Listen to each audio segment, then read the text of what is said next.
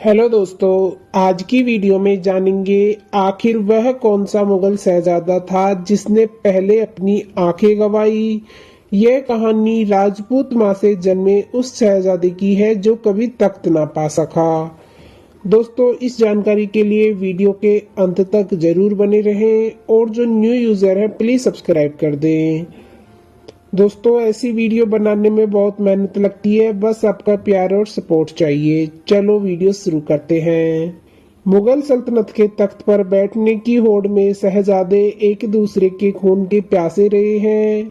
इस रंजिश को खत्म करने के लिए अकबर ने एक अजीब फैसला लिया था जो बेहद गलत साबित हुआ। मुगल सल्तनत का तख्त एक ऐसा ख्वाब था जिसे पूरा करने के लिए मुगल शहजादे कुछ भी कर गुजरते थे। अकबर तक सब ठीक चला, उसके बाद तख्त के लिए शहजादे में आपसी रंजिश बढ़ने लगी थी।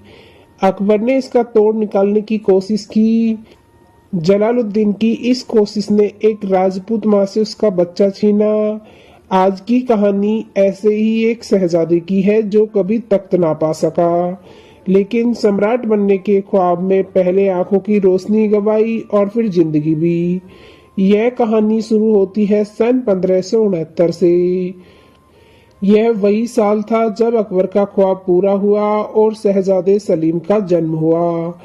वही सलीम जो आगे चलकर जहांगीर कहलाया। सलीम अकबर की पहली औलाद और 3 भाइयों में सबसे बड़ा था।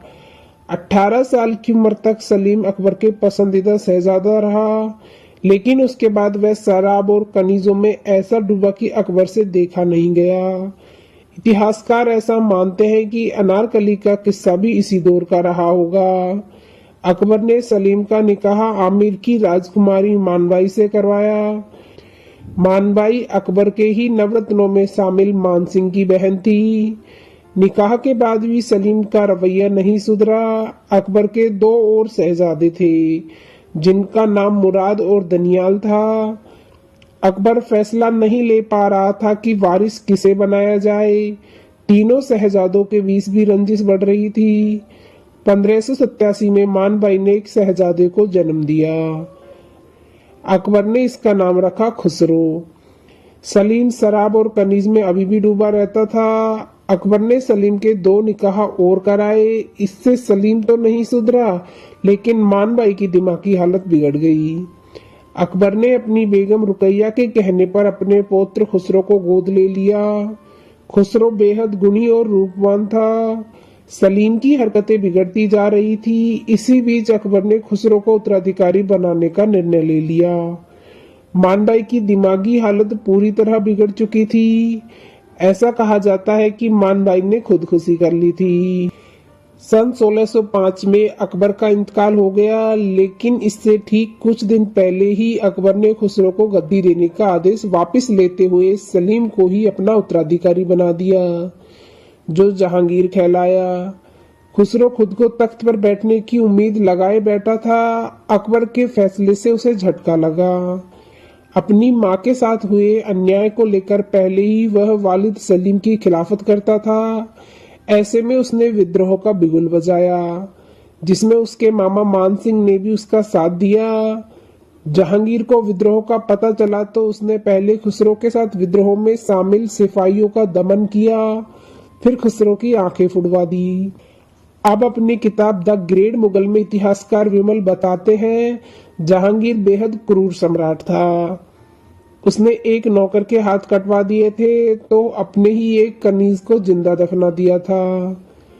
खुसरो जहांगीर का बेटा था। जब खुसरो की आंखें फोड़ दी गई तो सलीम ने इसके इलाज का आदेश किया।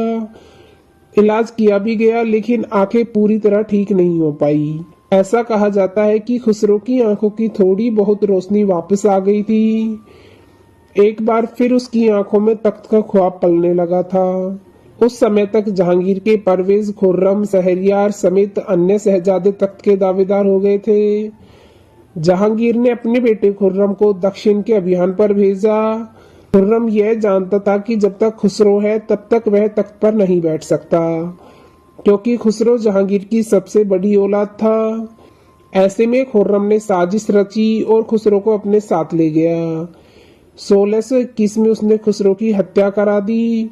खुर्रम जहांगीर का छठा बेटा था, लेकिन उसने ऐसी चाल चली कि 1631 में उसे ही जहांगीर का उत्तराधिकारी बनाया गया। वहीं खुर्रम बाद में शाहजहां के नाम से जाना गया। तो दोस्तों, आपको यह वीडियो कैसी लगी प्लीज कमेंट बॉक्स में जरूर बताना, और ऐसे ही ऐतिहासिक वीडियोस देखने के लिए हमारे चैनल को सब्सक्राइब करना ना भूलें। चलो मिलते हैं नेक्स्ट वीडियो में, जब तक के लिए अपना ख्याल रखना। धन्यवाद।